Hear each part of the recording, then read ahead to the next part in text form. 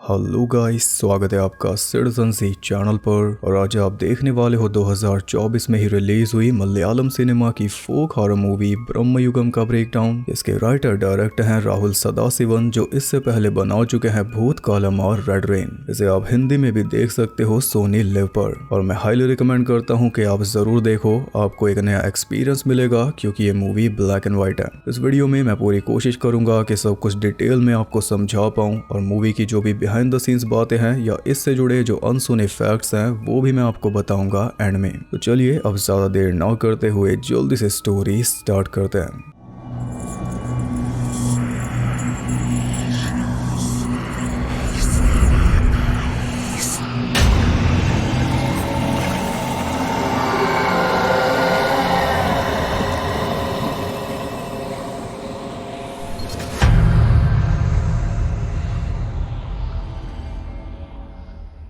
Movie based है 17th century south Malabar में यानी केरला में। थोड़ा हिस्टोरिकल बैकग्राउंड भी आपको दे देता हूँ। मालाबार के थ्रू ही पोर्टुगीज पहली बार इंडिया में आए थे और मालाबार ही वो पहला रीजन था जहाँ पर उनकी पावर का डिक्लाइन स्टार्ट हुआ था 17th सेंचुरी में, क्योंकि डच और इंग्लिश भी इंडिया में आ रहे थे। पोर्टुगीज के आने के बाद पूरा अत्याचार शुरू हुआ, वो सब कुछ कब्जाने लगे, लोगों को गुलाम बनाकर उन्हें ट्रेड करने लगे और उसी स्लेव ट्रेडिंग में से बचकर भागे हैं दो लोग, थेवन और कोरा। अभी ये जंगल में छुपे हैं पर इन्हें जाना है भरतपुजा नदी के उस पार थेवन के गांव में, जहां पर इसकी मां अकेली रहती है। बड़ी मुश्किलों से थेवन ने आग जलाई तो कोरा ने उसे बोला कि आग को बुझने मत देना, क्योंकि कोरा को ऐसा आभास हो रहा था जैसे जंगल में कुछ तो है। पर थकान के मारे थेवन की आंख लग गई, जिसके चलते आग बुझ गई। और जब थेवन जागा तो उसने देखा कि कोरा आसपास नहीं था। कोरा को आवाज लगाते हुए वो जंगल में भटकने लगा तो कोरा उसे मिल भी गया, लेकिन उसे होश ही नहीं था। सम्मोहित अवस्था में वो सामने वाले पेड़ को घूर रहा था।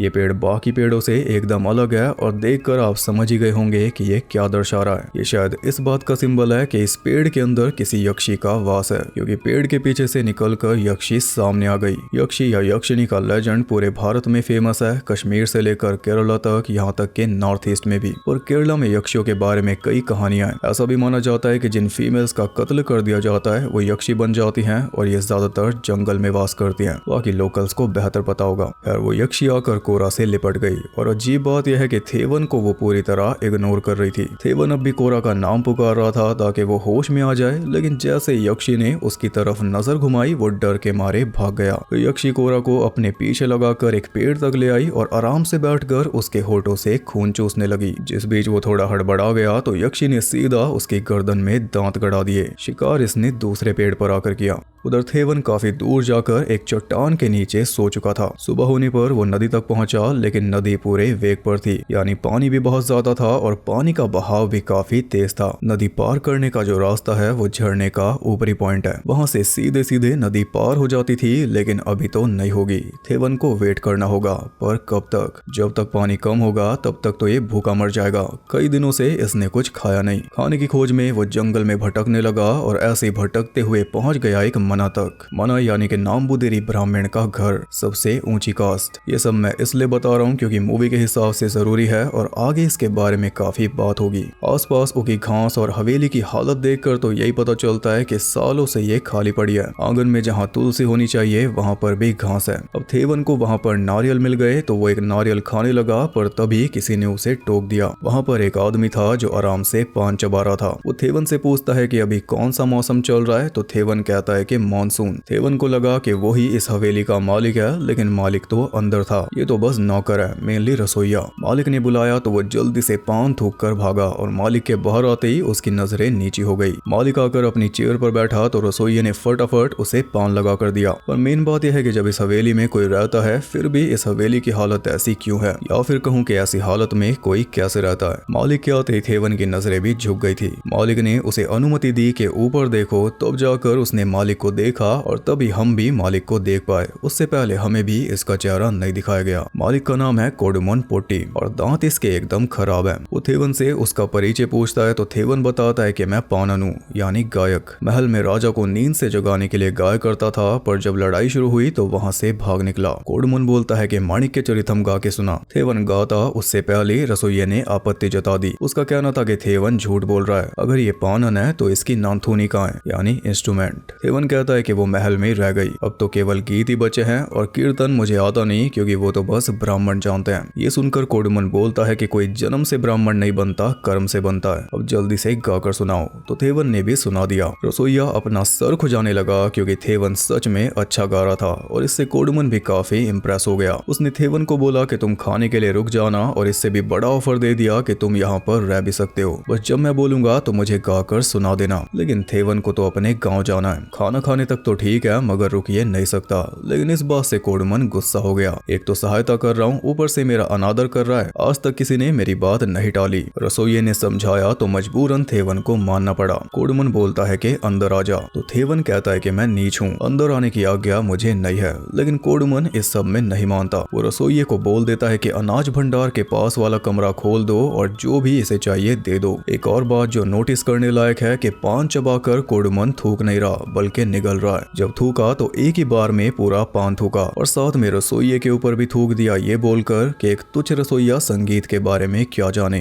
तो ऊंच नीच ना मानने का तरीका थोड़ा कैजुअल है। रसोइया थेवन को अंदर ले गया और अंदर से तो हवेली की और बुरी हालत थी। अंदर एक बड़ा हॉल है जहाँ पर सूरज ढलने के बाद खाना परोसा जाता है। उस हॉल से सीधे आओ तो आ जाती है रसोई। वहाँ से एक बहुत बड़ा रास्ता जा रहा है हवेली की सदर्न साइड में और वहाँ पर जाने की अनुमति किसी को भी नहीं है। साउथ इंडिया के साउथ मालाबार की एक हवेली की सदर्न साइड। और ऊपर से कुछ आवाजें भी आ रही थी जैसे किसी को बेड़ियों में बांध रखा हो। रसोइया कहता है कि इस हवेली के कई सारे कमरे सालों से बंद पड़े हैं, तो ऐसी आवाजें सुनाई देगी, बस तुम ध्यान मत देना। वही पास वाला कमरा थेवन को मिल गया जिसमें पहले एक वैद्य रहता था। खसाने की तलाश में वो हवेली के सदर्न साइड में चला गया था, लेकिन फिर कभी वापस नहीं आया। हवेली की एक साइड में पानी जमा हुआ पड़ा था, तो उस तालाब में थेवन नहाया। फिर रात में उस बड़े हॉल के अंदर वो कोडुमन को गाना गाकर सुनाने लगा, लेकिन गाना सुनते सुनते कोडुमन सो गया। ये देखकर थेवन को थोड़ा अजीब भी लगा, क्योंकि अब तक तो इसका गाना सुनकर लोग जागा करते थे, पर अब सोने लग गए। गाना खत्म होते ही वो जागा और सबसे पहले उसने पानी पिया,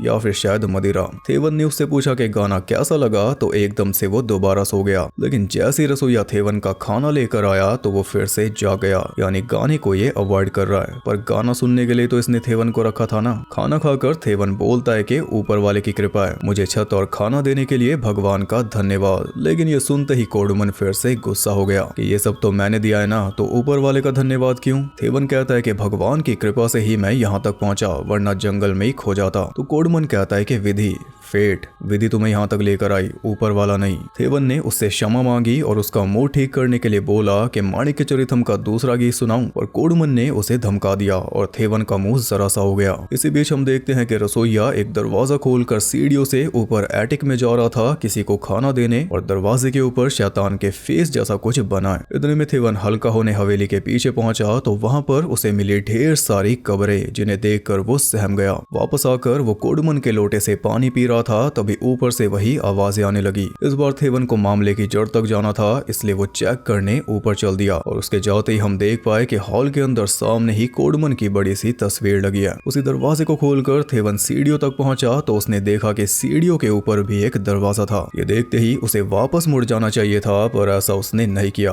वो उस दरवाजे को भी खोलने लगा, जिस चक्कर में उसके हाथ में जो दिया था वो नीचे गिरकर बुझ गया। फिर भी थेवन माना नहीं, बल्कि दरवाजा खोलकर ऊपर गया। ऊपर कई सारे मटके लटके हुए थे और खाना भी सामने रखा था, जिसमें थेवन का पैर लग गया। इसके अलावा एक लंबी सी चेन थी जिसमें फंस कर वो गिर पड़ा। वो चेन जा रही थी सामने वाले कमरे में, और वो चेन जिस किसी के भी पैर में बंधी हुई थी वो चलकर बाहर आ रहा था। उसकी आहट सुनकर ही थेवन की सारी हिम्मत जवाब दे गई। वो भागकर जल्दी से नीचे आ गया। अगली सुबह जब वो जागा तो उसने देखा कि कोडुमन चौसर लेकर बैठा था। पाकीड़ा या लूडो समझ लो, पासे का खेल। थेवन कहता है कि ये तो भाग्य का खेल है, तो कोडुमन कहता है कि सिर्फ भाग्य नहीं, दिमाग भी चाहिए। महाभारत के बारे में नहीं सुना क्या? थेवन कहता है कि वो तो कपट था ना। अरे कपट कोई तो ये दिमाग बता रहा है। कोडुमन कहता है कि खेल मेरे साथ, पर खेलने के लिए कुछ दाव पे भी तो लगाना होगा। थेवन कहता है कि मेरे पास तो कुछ भी नहीं है। तो कोडुमन उस पे चिल्ला के पड़ा कि है तेरा समय, समय से कीमती भला और क्या होगा। कोडुमन ने एक ही बार में उसकी सारी कुंडली खोल दी कि तुझे स्लेव मार्केट में बेच दिया गया था वहाँ से भागकर तू जंगल में भटका, फिर नदी पार नहीं कर पाया तो यहाँ पर पहुंचा और अब मेरे सामने बैठा है चौसर खेलने के लिए। यह है तेरे समय की नियति। ये सब सुनकर थेवन को लगा कि कोडमन कोई महापुरुष है जिसे सारा ज्ञान है, पर महापुरुष बोल रहा था कि अगर तू जीता तो यहाँ से जा सकता है, लेकिन अगर हार गया तो तुझे जीवन भर इसी हवेली में रहना होगा मेरा गायक बनकर। जबकि गाने तो ये सुनना भी नहीं चाहता। मोटिव यही है कि थेवन का समय इसका हो जाए, पर थेवन इसके लिए राजी नहीं क्योंकि उसे अपने गांव जाना है। बड़ी विनम्रता पूर्वक उसने मना कर दिया तो कोडमन ने बोला कि लाओ पासे वापस करो, लेकिन जैसे थेवन ने पासे उसके हाथ में दिए उसने हाथ ही हटा लिया, जिस वजह से पासे बोर्ड पर गिर गए। यानी थेवन ने अपनी बाजी चल दी। अब तो खेलना ही पड़ेगा। अब समझे दिमाग और कपट कैसे सेम है। खेल भी पूरा एक तरफा था। थेवन की 3 गोटियां अब भी अंदर पड़ी थी और कोडमन की बची थी आखिरी गोटी। जीतने के लिए उसे 12 चाहिए था पर आया 7। लेकिन ये भी कोई खास दिक्कत वाली बात नहीं थी क्योंकि कोडमन ने बिना हाथ लगाए सिर्फ अपनी शक्तियों का यूज करके एक वाले पासे को पलटकर 6 कर दिया। सरेआम चीटिंग करके वो जीत गया और थेवन बन गया उसका जीवन भर का गुलाम। पर इससे ये तो साफ हो गया कि कोडमन कोई आम इंसान नहीं है, इसके पास कुछ पावर्स हैं। थेवन का पूरा पास्ट पता होना, फिर ये टेलेकिनेसिस, कुछ तो गड़बड़ है। निराश होते हुए थेवन रसोई घर में पहुंचा जहां पर चिकन बन रहा था। वो कोडमन की तारीफ किया जा रहा था कि वो तो महाज्ञानी है, ऐसा लगता है कि कोई महान ब्राह्मण है। बस ये सुनकर रसोइया हंसने लगा। वो बोला कि 1 नंबर का कपटी है, उसकी बातों पे यकीन मत करना, जैसा दिखता है वैसा है नहीं। कोडमन के सामने इसकी सांसें रुक जाती हैं और पीछे इतना कुछ बोल रहा है। थेवन कहता है कि मालिक के बारे में ये सब मत बोलो, तो रसोइया कहता है कि एक नीच मुझे बताएगा। जवाब में थेवन कहता है कि हम दोनों ही मालिक के गुलाम हैं, तो दोनों बराबर हैं। रात में कोडमन अच्छी तरह मुर्गे को लपेट रहा था तो महान ब्राह्मण वाला आंकलन थेवन का गलत साबित हुआ। भगवान का नाम लो तो भी ये चिढ़ जाता है। वो थेवन को कहता है कि खाना खा ले, वरना अगर तू कमजोर हो गया तो तेरी माँ पारू को दुख होगा। बस ये सुनकर थेवन फिर से चौंक गया क्योंकि माँ का जिक्र तो इसने अभी तक किया ही नहीं। वो थेवन से पूछता है कि रसोइये ने मेरे बारे में कुछ बोला है क्या? थेवन कहता है कि नहीं तो। फिर वो बताता है कि पहले यहाँ पर एक सहायक रहता था जिसका चेहरा थेवन से मिलता था। रसोइये ने कुछ बोलकर उसे भटका दिया जिस वजह से उसकी बुद्धि भ्रष्ट हो गई। वो पागलों की तरह इस हवेली में भटकने लगा। जब बर्दाश्त के बाहर हो गया तो कोडमन ने खुद उसे मार डाला और अब वो हवेली की सदन साइड में आराम से धरती के नीचे सो रहा है। लेकिन वहाँ पर तो कई सारी कब्रें हैं और कितने सेवक थे और क्या सारे पागल हो गए? और तो भी रसोइया भी आ गया तो कोडमन उससे पूछता है कि खाना कहाँ पर है? वो कहता है कि खत्म हो गया, 4 बार खिला तो दिया। इतनी घनघोर बेइज्जती कोडमन को कैसे हजम हो जाती? तभी बाहर से उल्लू की आवाज आने लगी तो कोडमन बोलता है कि उल्लू का बोलना मृत्यु का सूचक होता है। मृत्यु का डर नहीं है तुझे? जवाब में रसोइया कहता है कि नहीं है। अचानक इसे क्या हो गया? पहले तो ये सर झुका कर रहता था पर अब मालिक को घूर रहा है। कोडमन ने उसे चेतावनी दी कि आंखें नीची कर, पर वो नहीं माना। तो कोडमन को इतना ज्यादा गुस्सा आया कि पूरी हवेली कांपने लगी। पर रसोइया फिर भी नहीं डरा तो कोडमन ने उसे दूर से खींच लिया और फिर एक हाथ से उसका गला दबोचकर उसे हवा में लटका दिया। रसोइया की जान जा रही थी तो थेवन बोलता है कि इसे छोड़ दीजिए वरना ये मर जाएगा। तो कोडमन बोलता है कि चुप रह नीच आत्मा। लो भाई, आत्मा भी नीच कर दी इसने तो। पर आखिर में रसोइये को उसने छोड़ दिया और थेवन को बोला कि खड़े खड़े देख क्या रहा है, गाना शुरू कर। अब जाकर थेवन को एहसास हुआ कि वो बुरा फंस चुका है। बाद में वो रसोइये के पास जाकर पूछता है कि आखिर ये कोडमन है कौन? क्या ये कोई मांत्रिक है जो बुरा करने से पहले एक बार भी नहीं सोचते? मांत्रिक वो होता है जिसे मंत्रों का पूरा ज्ञान होता है और मंत्रों से वो काफी कुछ कर सकता है और मेनली मंत्रों का उच्चारण करके वो किसी देव या देवी को प्रसन्न करता है अपने फायदे के लिए। रसोइया बताता है कि कोडमन ने जो भी तुम्हें बताया वो सब सच है। उसने खुद सहायक को मारा था और साथ ही एक नृतक को भी। मैंने खुद उन दोनों को गाड़ा था। पर कोडमन पोटी को जानने के लिए तुम्हें जानना होगा महामांत्रिक चुड़लन पोटी को।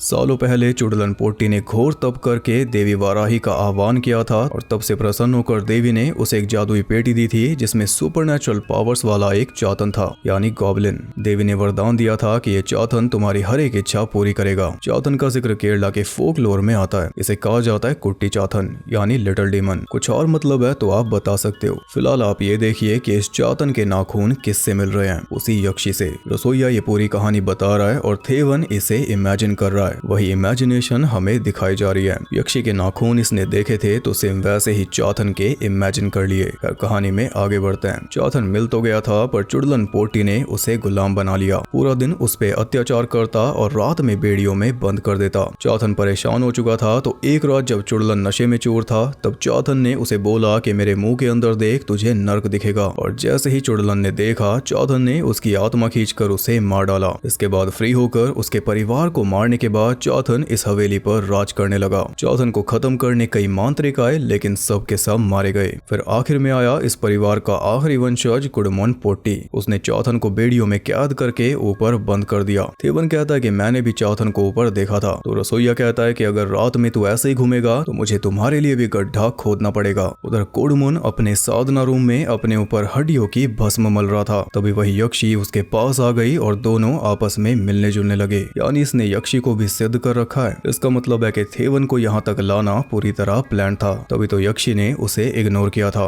ये सब थेवन भी देख रहा था, लेकिन जैसे यक्षी ने एक बार फिर से उसकी तरफ नजर घुमाई तो वो फिर से डर के मारे अपने कमरे में भाग गया। सुबह होते ही उसने सोचा कि भाग जाऊं, पर सामने ही कोडुमन खड़ा था। तब वो पहुंचा रसोइये के पास जो कि लकड़ियां काट रहा था। थेवन उसे कहता है कि मैं जा रहा हूं, तुम भी मेरे साथ चलो। पर वो बिना रुके अपना काम करता रहा। उसकी जाने की इच्छा थी ही नहीं, और ये भी एक बड़ा सवाल है कि क्यों। थेवन उसके बिना ही निकलने की तैयारी कर रहा था। तभी पलक झपकते ही कोडुमन उसके सामने आ गया। थेवन कहता है कि मेरी माँ अकेली है, मुझे जाने दीजिए। तो कोडुमन कहता है कि चले जाओ, तुम्हें रोका किसने है, लेकिन इतनी बारिश में कैसे जाओगे। थेवन सोचता है कि कैसी बारिश, बाहर तो धूप निकल रही है। लेकिन कोडुमन के बोलते ही काले बादल छा गए और एक ही पल में भारी बारिश स्टार्ट हो गई। तगड़े वाला मायावी है। अब थेवन वेट करने लगा कि कब बारिश रुके और कब वो यहाँ से निकले, लेकिन वेट करते करते रात हो गई। तो कोडुमन उसे बताता है कि बारिश जल्दी नहीं रुकने वाली। क्या पता कुछ दिन तक चले, कुछ हफ्तों तक चले, कुछ महीनों तक चले, या फिर कुछ सालों तक। जब यहाँ पर वो नृतक था तब पूरे 3 साल तक बारिश चली थी। अब बताओ 3 साल तक घर जाने की आस देखते देखते कोई भी पागल हो जाएगा। ऐसे नृतक भी हो गया था तो ऑब्वियसली कोडुमन ने उसे मार डाला, क्योंकि इसके मुताबिक नृतक को नृत्य आना चाहिए, वरना उसका क्या काम। ऐसे ही गायक को भी गाना आना चाहिए। अब ये सीधे सीधे थेवन को चेतावनी दे रहा है, और आप देख सकते हो कि बारिश का पानी घर के अंदर भी आ रहा है। खैर थेवन भी गुस्से में था तो आगे से वो भी जवाब देने लगा,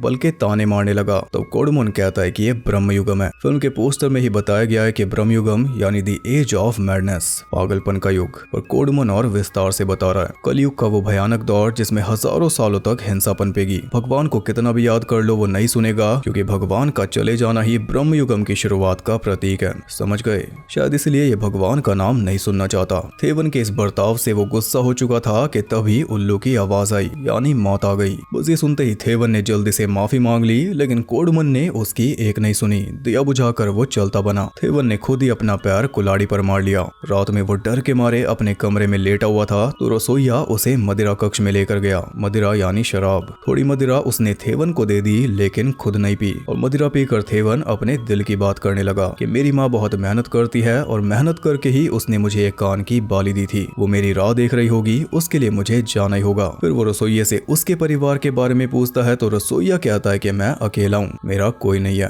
फिर रात को जब थेवन सोया तो उसे बेड़ियों की आवाज आई। वो देखता है कि चौथन उसके दरवाजे पर बैठा था। जैसी वो तेजी से इसके ऊपर झपटा, ये जाग गया। वो बस एक बुरा सपना था। इसके बाद बाहर जाकर वो देखता है कि भारी बारिश में रसोइया एक गड्ढा खोद रहा था, यानी अर्जेंटली किसी को दफनाया जाएगा। थेवन समझ गया कि उसी का नंबर है, इसलिए वो बिना रुके वहां से भाग निकला। लेकिन जैसे हवेली के द्वार के बाहर उसने कदम रखा, उसे खून की उल्टी होने लगी। जितना वो आगे जा रहा था उतनी ही बुरी हालत उसकी होती जा रही थी, इसलिए मजबूरन उसे वापस अंदर आना पड़ा। तब जाकर थोड़ी राहत मिली। और आते ही कोडुमन उसे बोलता है कि बिना आज्ञा लिए तुम कैसे जा रहे थे। हम जानते हैं कि इसकी मर्जी के बिना थेवन नहीं जा सकता, क्योंकि थेवन का समय इसी के पास है। खेल में हार जो गया था तो ये जब चाहे तब थेवन के समय को अंत कर सकता है। वो कहता है कि पहले आज्ञा ले। थेवन उसके पैर पकड़कर उससे आज्ञा लेता है कि मुझे जाने दीजिए। तो वो हंसते हुए कहता है कि आज्ञा नहीं मिलेगी, इतना ज्यादा क्रूर है ये थेवन को जाने नहीं देगा। अंत में तड़प तड़प कर थेवन ऐसी पागल हो जाएगा, फिर ये उसे भी मारकर गाड़ देगा।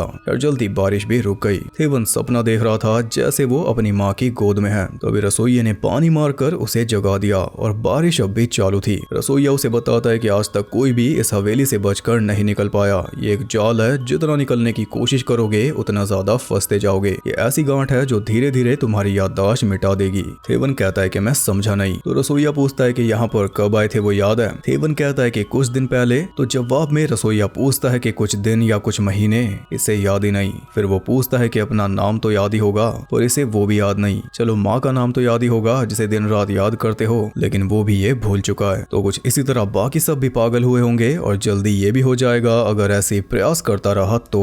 थेवन के मन में अब भी सवाल थे तो रसोइया उसे लेकर गया ऊपर एटिक में, जहाँ पर एक लाश पड़ी थी और वो लाश थी कोडुमन पोट्टी की। लेकिन अगर ये कोडुमन है तो फिर नीचे कौन है? वो है चौथन, कोडुमन के भेष में। तो हुआ हुआ ये था कि जब सबसे आखिर में कोडमन इस हवेली में आया था चाथन को खत्म करने, तो उल्टा चाथन ने उसे फंसा लिया था। फिर धीरे धीरे कोडमन भी पागल हो गया और जिस मोटिव से आया था वो सब भूल गया। पर चाथन ने उसे मारा नहीं बल्कि उसे बेड़ियों में कैद कर दिया। पर खाना ये खाता नहीं था, इसलिए कल रात मर गया। तो वो गड्ढा इसी के लिए खोदा जा रहा था और कल रात जो उल्लू की आवाज आई थी वो इसी की मृत्यु का सूचक थी, ना कि थेवन की। और उससे पहले जो आई थी वो रसोइये की मृत्यु की थी। बस चाथन ने इसे छोड़ दिया था, क्योंकि आपने नोटिस किया होगा कि ये अपना सारा काम एकदम टाइम से कर देता है। चाहे कुछ भी हो रहा हो, ये अपना काम नहीं छोड़ता, लकड़ी काटना हो या खाना बनाना। और चाथन का यही मानना है कि अगर अपना काम ही नहीं कर सकता तो व्यक्ति किस काम का। जैसे नृतक नृत्य नहीं कर पाया तो उसने मार दिया, सहायक सहायता नहीं कर पाया तो उसने मार दिया। पर रसोइये ने अपने काम में कोई कमी नहीं छोड़ी, इसलिए इसे नहीं मारा। तो यहाँ पर पूरी कहानी ने सेंस बना दिया। कोडमन के पास पावर्स हैं, क्योंकि वो कोडमन नहीं बल्कि चाथन है। और सवाल यह है कि जब चाथन के पास इतनी पावर्स हैं तो वो इस हवेली में क्या कर रहा है? कहीं बाहर क्यों नहीं चला जाता जहाँ पर और गुलाम मिलेंगे? इसका जवाब आपको जल्दी मिलेगा। रसोइये ने कोडमन को दफनाया और फिर नहाने के बाद उसने थेवन को बताया कि जो पावरफुल होते हैं वो हमेशा दूसरों की आजादी के साथ खेलते हैं। और एक तरीका है यहाँ से निकलने का। भंडार कक्ष में चावलों के नीचे एक सीक्रेट दरवाजा है जो जाता है सीधा बेसमेंट में। वहाँ पर एक कमरा है जिसका दरवाजा अच्छी तरह लॉक्ड है और उस दरवाजे के पीछे जल रही है एक अखंड ज्योति। उस ज्योति को बुझाते ही चाथन कमजोर हो जाएगा। यही एकमात्र रास्ता है, पर यह इतना आसान भी नहीं, क्योंकि चाथन खुद उस ज्योति की रक्षा करता है, हमेशा उसके ऊपर रहकर। क्योंकि उस ज्योति के एग्जैक्ट ऊपर है वो बड़ा हॉल। प्लस उस दरवाजे की चाबी कहाँ पर है वो भी कोई नहीं जानता, सिर्फ चाथन जानता होगा। तो इन्हें उसी से पता करना होगा और ये काम करेगा थेवन। चाथन के पास जाकर वो बोलता है कि मेरे साथ खेल खेलो। तो चाथन पूछता है कि दाव पर क्या लगाएगा? तेरे पास तो कुछ बचा ही नहीं। थेवन कहता है कि चाबी। और चाबी का नाम सुनते ही चाथन ने अपनी कमर पर हाथ मारा, जिससे पता चल गया कि चाबी ये कहाँ पर रखता है। वो पूछता है कि कौन सी चाबी? तो थेवन कहता है कि मेरी आजादी की चाबी। ये सुनकर वो हंसते हुए बोला कि तुम अपने फेट को 2 बार दाव पर नहीं लगा सकते। वो तो इसे भी पता है, पर जो नहीं पता था वो भी अब पता चल गया। बारिश अब भी चालू थी और इसी बारिश में एक पेड़ हवेली के ऊपर गिर पड़ा। यानी अब टाइम और भी कम बचा है। अगर ये पेड़ पूरी तरह गिर पड़ा तो बेसमेंट में जाने का रास्ता बंद हो जाएगा, फिर ये कुछ नहीं कर पाएंगे। थेवन कहता है कि चाबी मैं लाऊंगा, तुम बस अवसर पैदा करो। यानी मांस और मदिरा से संपूर्ण ऐसा तामसिक भोजन बनाओ जिसे खाकर चाथन अपने सेंसेस में ना रहे। रात रात में ये काम निपटाना होगा। रसोइया अपने काम में लग चुका था कि तभी उसके पास आ जाता है चाथन। आते ही उसने रसोइये का गला पकड़ लिया। रसोइये को लगा कि चाथन ने इनकी बातें सुन ली, लेकिन उसका कंसर्न कुछ और था। वो बोल रहा था कि थेवन को मदिरा पिलाने की अनुमति तुझे किसने दी? रसोइया बोला कि माफ कर दीजिए, दोबारा ऐसा नहीं होगा। तो चाथन कहता है कि होगा कैसे? जाकर उसके लिए गड्ढा खोद। यानी आज रात ये थेवन की आत्मा का सेवन कर लेगा। रात को उसने थेवन से आखिरी बार गाना सुना और फिर अचानक से बारिश भी रुक गई। थेवन ने रसोई में जाकर देखा तो रसोइया वहाँ पर नहीं था। उसे लगा कि चाथन ने रसोइये को मार डाला, तो अब कुछ बचा ही नहीं। अब तो करो या मरो, या ना करो फिर भी मरो। तो एक चाकू लेकर वो चाथन के पास पहुंचा जो कि सो चुका था। वो चाबी ढूंढने लगा, तभी चाथन जाग गया। उसने चाकू से हमला करना चाहा, लेकिन चाथन के आगे ये सब बेकार था। वो थेवन की आत्मा खींचने लगा, लेकिन उल्लू तो बोला ही नहीं।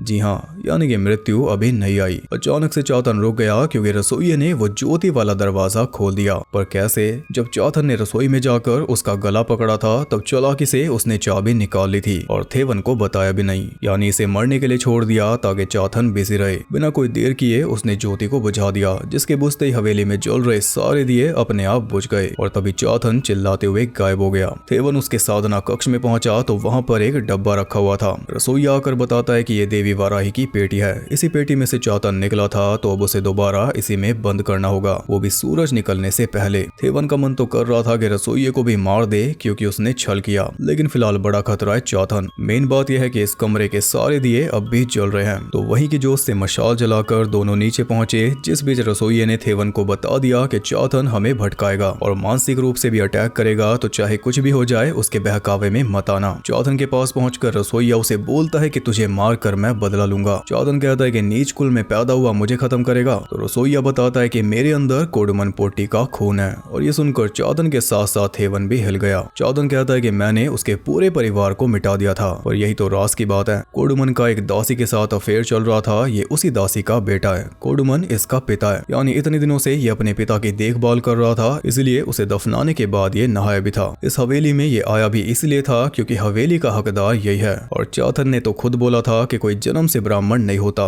कर्म से होता है। तो कर्म इसके आपने देख लिए। चिकन इसने बनाया जरूर, लेकिन खाया नहीं। नहीं और ना ही मदिरा पी। पक्के मन से ये अपने लक्ष्य की तरफ बढ़ता रहा, बस एक सही मौके की तलाश थी जो आज मिल गया। चातन आगे बढ़ा तो थेवन ने चाकू घुमाया जो उसके हाथ में घुस गया, पर उसका ज्यादा कुछ बिगड़ा नहीं। लेकिन जब रसोइये ने मशाल की आग पर कोई पाउडर डाला तो उससे चातन को जलन होने लगी। बस इसी का फायदा उठाकर थेवन ने उसके पेट पर कट मार दिया, जिसके चलते वो अपनी माया पर उतर आया। रसोइये को लेकर वो गायब हो गया, लेकिन मशाल वहीं पर थी। तो मशाल लेकर थेवन आगे बढ़ने लगा हवेली की सदर्न साइड में, और वहाँ पर उसे मिला एक कंकाल। ये वही वैद्य हो सकता है जो खजाने की तलाश में निकला था। चातन ने इसकी भी आत्मा निकाल ली होगी। खैर, थेवन और रसोइया दोनों उसके माया जाल में फंस चुके थे। जिस पैसेज में रसोइया था वो पूरा पैसेज अपने आप रोटेट करने लगा, जिससे रसोइये की हालत खराब हो गई, और जिस पैसेज में थेवन था उसकी छत अपने आप नीचे आ रही थी। दोनों का बुरा हाल था, पर आखिर में दोनों बाहर आ गए क्योंकि ये खेल सारा मानसिक था। रसोइये के हाथ चाकू लग गया तो अपने हाथ से खून निकालकर उसने मंत्र पढ़े, जिसके बाद चातन सामने आ गया। यानी ये भी मांत्रिक है। चातन उसका पिता बनकर उसे बहका रहा था, लेकिन ये चाल काम में नहीं आई। रसोइये ने थेवन को बोला कि पेटी खोलो। तभी चातन कहता है कि इसे खोलोगे तो मर जाओगे। मुझे कैद करने के बाद ये तुम्हें मार देगा, बल्कि मेरे हाथों मरवाएगा। ये सुनकर थेवन सहम गया तो मौका देकर चातन भी रसोइये के ऊपर टूट पड़ा। वो उसे मार ही देता, पर सही टाइम पर थेवन ने उसकी गर्दन में चाकू घुसा दिया। इससे उन्हें थोड़ा टाइम मिल गया, जिसमें रसोइये ने चातन की उंगली से अंगूठी निकाल ली। ये अंगूठी जिसकी भी उंगली में होगी चातन उसका गुलाम होगा। अभी तक उसी के हाथ में थी तो वो खुद अपना स्वामी था, पर अब वो बोल रहा है कि ये तुम्हारे लिए अभिशाप से ज्यादा कुछ नहीं, तुम्हारे ऊपर बिजली गिरेगी। लेकिन रसोइया तो हंस रहा था। उसने बिना कुछ बोले चातन को जला दिया। वो उनके सामने ही तड़प तड़प कर बेजान हो गया। तो क्या चातन को इन्होंने मार डाला? नहीं, अभी तो सिर्फ नकली बॉडी चली है, चातन तो इसके अंदर है। बॉडी नहीं बची तो बाहर तो उसे आना ही था। जब वो बाहर निकला तब हमें पता चला कि आखिर वो कैसा दिखता है। इसकी शिखा भी है, जैसा कि केरला के फोकलोर में बताया जाता है, यानी चोटी। और इसे देखकर ये तो साफ हो गया कि जो चातन थेवन को सपने में दिखा था वो बस इसकी इमेजिनेशन थी। अब उसे पेटी में कैद करना था, लेकिन रसोइया तो अंगूठी पहनने लगा, यानी पावर का नशा इसके सर भी चढ़ गया। और क्या पता इसका शुरू से यही प्लान हो, चातन को गुलाम बनाकर अपनी सारी इच्छाएं पूरी करवाना। इसने खुद ही बोला था कि जिसके पास पावर होती है वो हमेशा दूसरों की आजादी के साथ खेलता है। इसका इरादा भी यही है, लेकिन थेवन ऐसा होने नहीं देगा। दोनों की हाथापाई शुरू हो गई और दोनों ने एक दूसरे को जमकर पीटा, जिस बीच अंगूठी भी नीचे गिर गई। आखिर में थेवन ने अंगूठी उठाई, लेकिन तभी हवेली ढह गई। फिर हम देखते हैं कि सुबह होते ही थेवन बाहर निकलकर वहां से चल दिया, लेकिन थोड़ा आगे जाते रसोइये ने उसे फिर से पकड़ लिया। वो उसे पीट रहा था, पर अचानक से पीछे हटकर वो बोलता है कि तुम्हारी बाली का नाम सुनकर थेवन ने राइट ईयर को टच किया, जबकि बाली ये पहनता था लेफ्ट ईयर में। इसका मतलब कि ये थेवन नहीं है, थेवन के भेष में चातन है। थेवन तो दबकर मारा गया। अंगूठी फिर से चातन के पास आ चुकी है। बस ये देखकर रसोइया भागा और सीधा पहुंचा नदी तक। आप देख ही सकते हो कि अब नदी के अंदर पानी कम है, जबकि इतने दिनों तक बारिश चलती रही। खैर, नदी के अंदर से रसोइये ने एक पत्थर उठा लिया, क्योंकि उसके सामने था एक पोर्टुगीज सोल्जर। उसे लगा कि ये भी चातन की माया है, पर गोली लगते ही साफ हो गया कि वो असली सोल्जर था। कुछ इस तरह रसोइया भी मारा गया और चातन की बात सच हो गई। उसने बोला था कि तुम्हारे ऊपर बिजली गिरेगी। नदी को पार करके पोर्टुगीज आगे बढ़ गए और इससे ये भी पता चल गया कि थेवन का गांव भी नहीं बचा। इधर चातन भी अंगूठी पहनकर अपने रास्ते पर निकल चुका है और पानी में उसकी इमेज आ रही है वही पहले वाली। इसी के साथ ये मूवी होती है खत्म।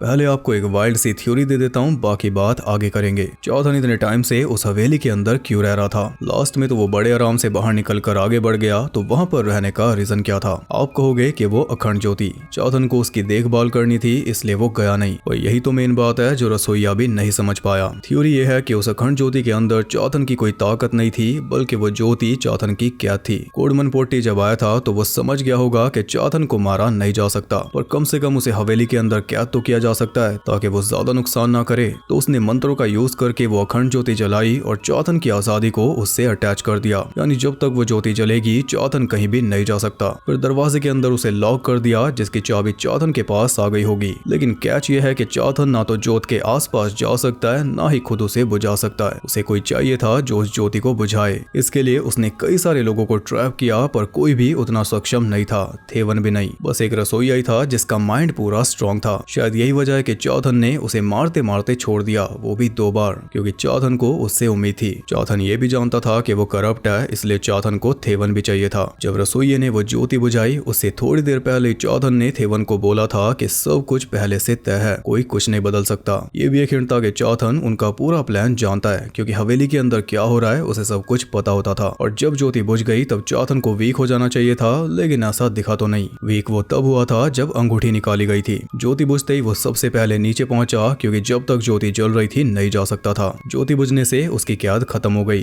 फिर सवाल यह आता है कि आजाद होने के बाद हवेली से चला क्यों नहीं गया? क्योंकि उसे नई बॉडी चाहिए थी, जवान बॉडी। पुरानी बॉडी बूढ़ी हो चुकी थी तो वो किसी काम की थी नहीं, तो जाते जाते एक नई बॉडी भी वो ले गया। यानी पेड़ उसने खुद गिराया था अर्जेंसी बढ़ाने के लिए, और फिर वो खुद रसोइये के पास गया था चाबी लेने का अवसर पैदा करने के लिए। यह है मेरी थ्योरी। किसी की बॉडी लेने के लिए वो क्या करता है ये हमें नहीं पता। उस व्यक्ति की कोई चीज लेता है, जैसे कि बाली, ये हम नहीं जान पाए। लेकिन जब कोई बॉडी ले लेता है तो अच्छी तरह उसके अंदर रम जाता है। जब बॉडी से निकला था तब हमने देखा था। अब कुछ और डिटेल्स के बारे में बात कर लेते हैं, जिनसे ये पूरी कहानी एकदम साफ हो जाएगी। स्टार्टिंग से ही कई सारे हिंट्स हमें दिए जा रहे थे, इसलिए जितनी बार आप ये मूवी देखोगे उतनी बार कुछ नया नोटिस करोगे। एकदम स्टार्टिंग से शुरू करते हैं। जैसी थेवन उस जंगल में एंटर हुआ था, चौथन की उस पर नजर पड़ गई थी, क्योंकि पूरा इलाका उसी का था। फिर उसने अपनी प्रेमिका यक्षी को उनके पीछे छोड़ा तो एक को वो खा गई और एक उसने छोड़ दिया चौथन के लिए। फिर एक सवाल ये बनता है कि थेवन को क्यों चुना, कोरा को क्यों नहीं? इसका रीजन भी चौथन ने खुद ही बताया था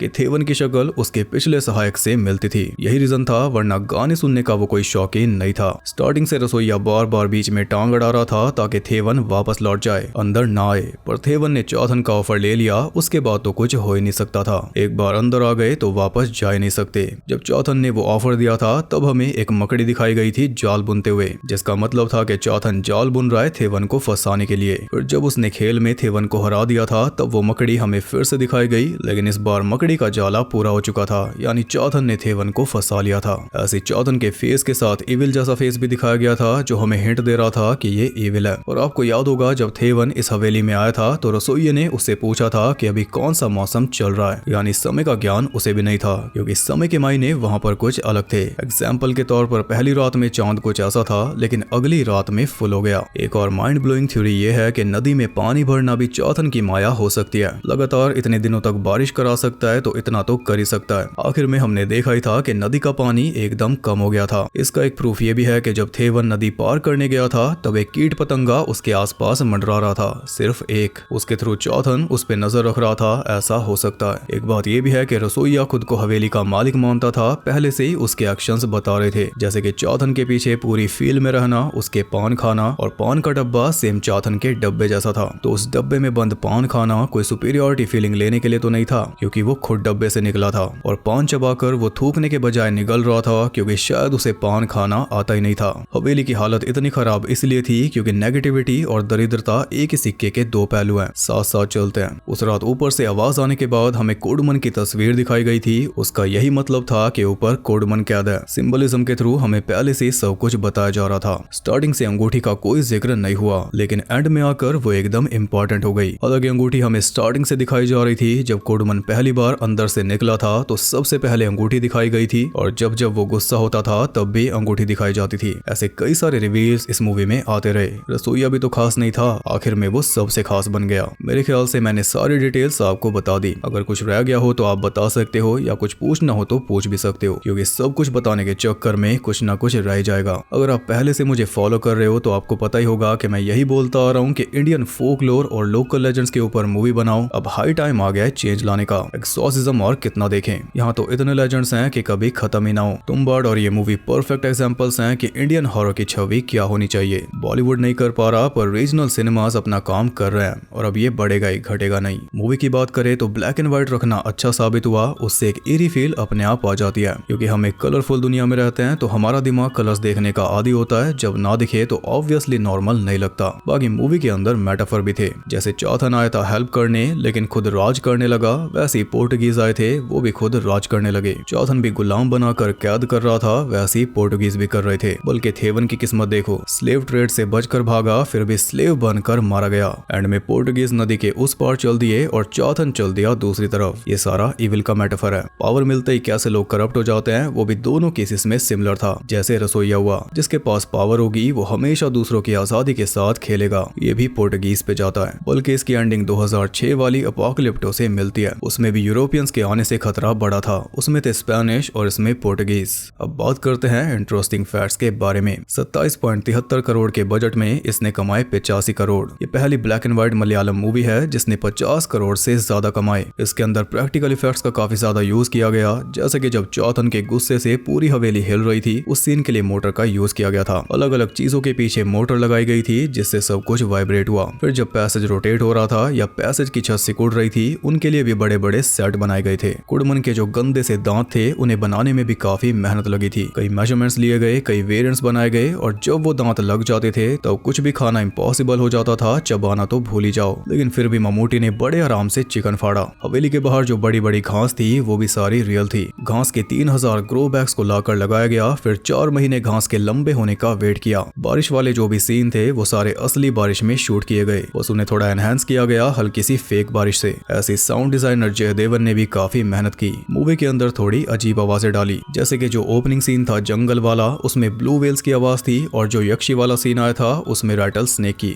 जब जब चाथन गुस्सा होता था तो भेड़िए के हाउल करने की आवाज आती थी, और उल्लू की तो थी ही। कुडमन के थीम म्यूजिक के लिए एक बकेट के ऊपर गिटार स्ट्रिंग्स लगाए गए, फिर वायलिन बो से उन्हें प्ले किया, तब वो खतरनाक सी साउंड बनी। चाथन जब चिल्लाता है तो वो आवाज दी है खुद डायरेक्टर ने। राहुल ने ये मूवी लिखी थी लॉकडाउन के टाइम पर, भूत कालम से पहले, और इसे पूरा करने में 8 महीने लगे थे। हॉरर मूवीज बनाने के लिए स्पेशली एक नया प्रोडक्शन हाउस बनाया गया, नाइट शिफ्ट स्टूडियोज, जिसकी ये पहली फिल्म है। आगे आप और भी बहुत देखोगे, क्या पता इसका सीक्वल ही आ जाए। तो ये थे कुछ अनसुने फैक्ट्स। आई होप आपको पसंद आए। अगर वीडियो पसंद आई तो लाइक जरूर करना, और कमेंट करके बताओ कि मूवी आपको कैसी लगी। अगर कोई सवाल है या थ्योरी है तो वो भी कमेंट कर सकते हो। बाकी ऐसी और इंटरेस्टिंग और डिटेल वीडियोस देखने के लिए चैनल को सब्सक्राइब करके बेल नोटिफिकेशन को ऑल पर सेट कर लो, ताकि नोटिफिकेशन आपकी प्रेमिका बन जाए, यक्षी की तरह मिलने आती रहे। और ज्यादा कनेक्टेड रहने के लिए आप मुझे इंस्टाग्राम पर फॉलो कर सकते हो, वहां आपको बहुत कुछ जानने के लिए मिल जाएगा, और साथ ही बाकी जगहों पर भी जिनके लिंक्स आपको मिल जाएंगे नीचे। मैं आपसे मिलूंगा अगली वीडियो में, तब तक के लिए सबको बाय।